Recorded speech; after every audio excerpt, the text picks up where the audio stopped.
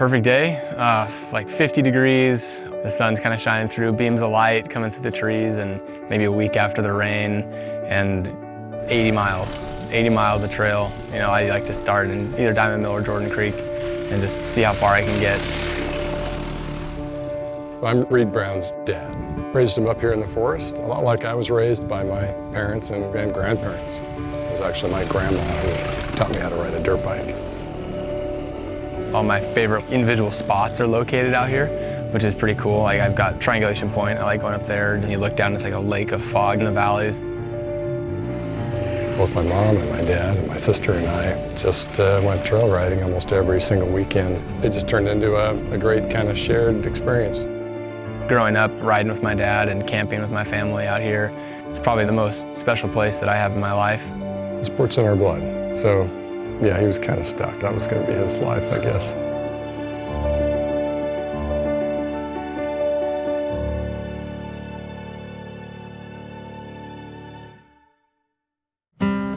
I'm Reid Brown, and I am the off-highway vehicle specialist in the Tillamook district of the Tillamook State Forest. We have over 500 miles of trails. It's a huge number. Over the course of a couple decades, the entire forest burned down, and after they got done logging out here, there was nothing left on the ground, so people started riding dirt bikes out here, and that's kind of how the trail system was born. It was just going for it and putting in a trail where you thought you could get one in, or also where you needed one. I remember carrying it hiking, wearing a diaper, carrying a 36-inch chainsaw, and just in the middle, absolute middle of nowhere in the forest. He'd be hiking up and down the hills with me on his back and just laying flags out. Just kind of peck out at the dirt with his tools, and we'd send him on his little PW50 down the stuff we had built. I probably had a hand in, close to a third of them. He's probably forgotten more trail names than I know. There's BFR, which is Barrett Frank Ridge. He was in on that one. Sticks and Stones, Bungee Jump, Plunge. Satan's Slide, Psychopath, Reed's Ridge. It's cool having a trail named after you out here. When they were cutting it in, I was riding up and down it.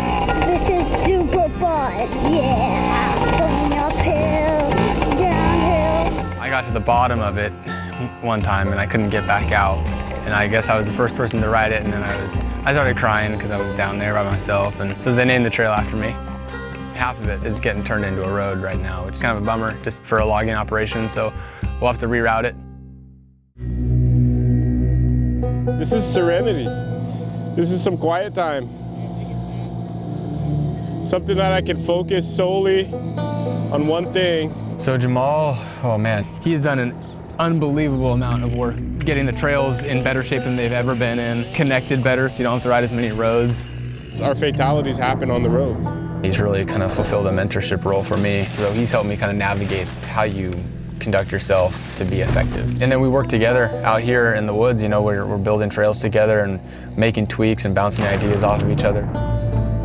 I grew up on the island of Kauai, surfing, fishing, golfing, and riding dirt bikes. Tillamook offers steep terrain, rugged, wet, very similar to Kauai. From trail building to logging to surveying, everything about this is extreme terrain out here. We don't have the tallest mountains, it's not like the Rockies, but it's steep and it's brushy.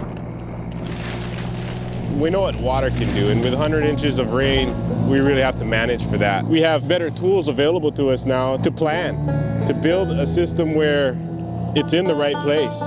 Right now we're just planning so the trails don't get blown out by logging operations and road building. Let's try to build something that will last. So we're gonna build a trail that basically will loop around this whole section to right here without having to do any roads. He's got the job of going back in and fixing a lot of what we built, because back in the 60s and 70s, sustainability was not anybody's radar. All the stuff in purple, those are trails. There's a lot of them, lots of work. Just one by one trails I'd built with my grandparents were being blown out into virtual roads. And I just lost my mind and jumped into building the machine I thought we needed to maintain hand-built looking trail, because we weren't keeping up as volunteers anymore. Barrett built this machine with the intention of managing motorcycle trails. A single person, you come out, do maintenance, do trail building, and it leaves this perfect width single track. We're like a soil expert, like a hydrologist, a little bit of sociology and psychology. The concepts of road building all apply, but then to understand what the user is really looking for, they're not looking for roads. Just the trail through the woods is cool, but when you incorporate something that's unique, like a burned up old stump like this, that's what it's all about. You know, we come in with a machine like this, it's kind of fabricated, it's really nice and clean. But after a few years of use, the trail characteristics really come out on it, and that's where it starts really getting good. And it'll be a really sustainable trail. Once this is built, we'll never have to bring a machine in ever again. Hi. Can you wave? There you go. It's Sunday the 31st of July, and we're here at the Bob Lamphere Memorial Grand Prix, which is hosted by Mount Scott Motorcycle Club. Because it's not in my district, I got to come out and race, which is really awesome. He was 2. First time he ever saw his bicycle, he just got on and just took off riding without training wheels. In 2015 in Slovakia, he earned a gold medal and was 6th in the world. Then my pride kind of shifted to awe at how hard he was working. He's very, very humble. Unless we're competing, then he's not humble. Because then just trash talk nonstop. But that's the way it should be. That happened chasing that kid. I can only keep up with him if I pull every old man clever stunt I can to slow him down. Trying to race out here is like suicide if you don't have your course closed like it is now. But now that there's ribbons up and everything's blocked off, you can really let it hang out.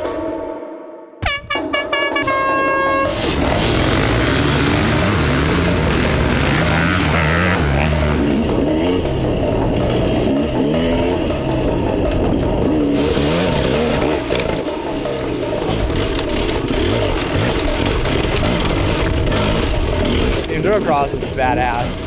Just going like almost like lily pad to lily pad, like a frog. And like the second the front wheel hit the dirt on the other side of the rocks, people just like erupted. It was crazy. He cleared the hard section, never touched his foot. He went up, up, up, up, up, up, up, up, boom, way faster than anyone else.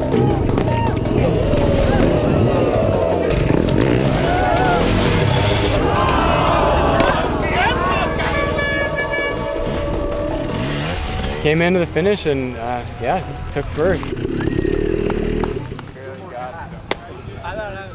Don't tell him he's faster than me, but he is.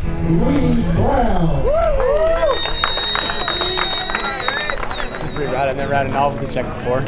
So I've never ridden anywhere in the world where I thought I would rather be on a dirt bike than here.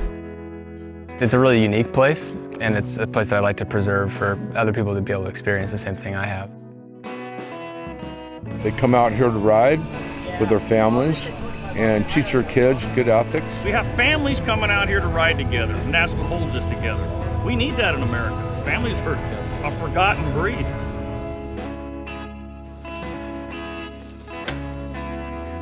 All right, that's open for business. Hey, is this trail open? Yeah. Pretty satisfying seeing a trail open for the first time, and seeing a little kid and his dad be able to ride it reminds me of me and my dad, and hopefully me and my son someday. So yeah, that's a pretty cool feeling.